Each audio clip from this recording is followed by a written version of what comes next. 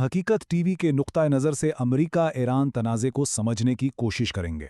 ये एक ऐसी कहानी है कि कैसे एक सुपर पावर मुबैना तौर पर अपने ही बनाए हुए जाल में फंस गई। तो चलिए इस दिलचस्प मामले की गहराई में उतरते हैं। कहानी की शुरुआत होती है यूरोप के एक बड़े रहनुमा के इस हैरान कुन दावे से।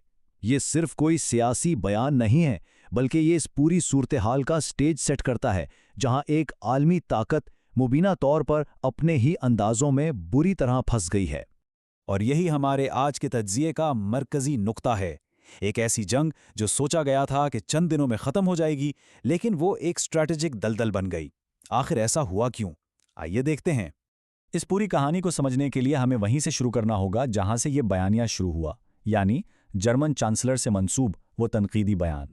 तो मार्कस के मुताबिक ये सिर्फ कोई फौजी मसला नहीं है, नहीं, ये इससे कहीं ज्यादा गहरा बहरान है। देखिए, एक तो ये हिकमत अमली का बहरान है, मतलब अमेरिका के पास मुबैना तौर पर कोई एग्जिट प्लान ही नहीं। फिर ये साख का बहरान है, क्योंकि ईरान दुनिया भर में अमेरिका को नीचा दिखा रहा है। और आखिर में ये एक माशी बहरान भी है, जिसका नुकसान इत्तेहादियों को हो रहा है। सोचिए, एक अहम इत्तेहादी की तरफ से कितनी संगीन बात कही जा रही है। तो सवाल यह है कि दुनिया की सबसे बड़ी फौजी ताकत आखिर इस जाल में फंसी कैसे? मार्कस का दावा है कि इसकी जड़ें एक ऐसे मंसूबे में हैं जो शायद शुरू से ही गलत था। मार्कस यहाँ एक बहुत ही सीधा लेकिन गहरा सवाल उठाता है, एक ऐसा सवाल जो पूरी की पूरी हिकमत अमली पर ही सवालिया निशान लगा देता है। ये सिर्फ एक सवाल नहीं है, बल्कि ये उस मंसूबे की बुनियाद पर ही अदम एतमाद का खुला इजहार। तो ये था वो मुबैना 3 कदमी मंसूबा जो सिर्फ 48 घंटों में ईरान को फतह करने वाला था। पहला कदम, क़यादत को रास्ते से हटाओ। दूसरा कदम, अवाम खुद ही बगावत कर देगी। और तीसरा कदम, एक फातेह की तरह मुल्क में दाखिल हो जाओ। सुनने में तो ये बहुत आसान लगता था, लेकिन हकीकत कुछ और ही निकली। और इस कहानी का सबसे चौंका देने वाला पहलू यह है कि खतरे की घंटियां पहले ही बज रही थीं। मार्कस का दावा है कि खुद अमरीकी फौजी हुकाम ने तबाही की पेशगोई की थी, लेकिन मुबैना तौर पर उनकी बात को नज़रअंदाज कर दिया गया। ये एक ऐसी गलती थी जिसके नताइज बहुत संगीन थे। ये इंटेलिजेंस लीक, जैसा कि मार्कस बताता है, एक खौफनाक पेशगोई की तरह लगता है। इसमें साफ साफ खबरदार किया गया था कि अगर कमांडरों को निशाना बनाया गया तो निचले रैंक्स की तरफ से ऐसा बदला लिया जाएगा जिसे कोई कंट्रोल नहीं कर पाएगा।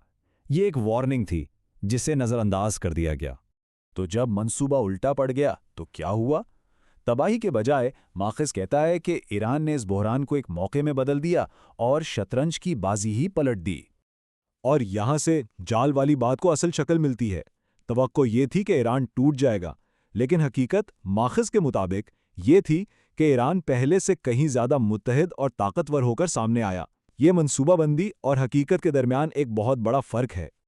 ये सिर्फ ईरान की जीत नहीं थी, बल्कि मार्कस के मुताबिक ये खित्ते में ताकत के तवाज़ुन की मुकम्मल तब्दीली थी। ईरान अब सिर्फ एक इलाकाई ताकत नहीं रहा, बल्कि एक नए इस्लामी ब्लॉक के रहनुमा के तौर पर उभर रहा है, जो आलमी सतह पर अपनी शरायत मनवाने की पोजीशन में है। ये सब कुछ दुनिया से अलग थलग नहीं हुआ। इस मुबैना गलती की लहरें पूरी दुनिया में महसूस की गईं, और मार्कस हमें बताता है कि मुख्तलिफ ममालिक ने इस पर कैसा रद्द-ए-अमल दिखाया।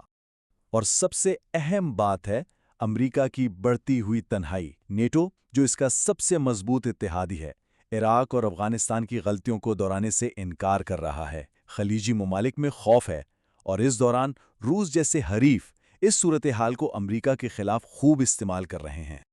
ये बयान, जो एक और आलमी ताकत से मंसूब है, एक बहुत वाज़ेह पैगाम देता है। ये सिर्फ तारीफ नहीं है, ये एक तरह से ऐलान है कि जियोपॉलिटिकल शतरंज की इस बाजी में अमीर का ये राउंड हार चुका है।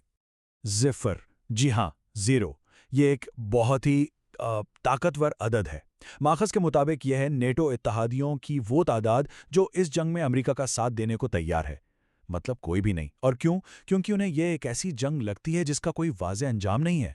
और आखिर में मार्कस हमें इस एक चुभते हुए सवाल के साथ छोड़ देता है। क्या तारीख खुद को दोहरा रही है? क्या ये एक और ना ख़त्म होने वाली जंग की शुरुआत है? ये एक ऐसा सवाल है जिसका जवाब आने वाला वक्त ही देगा।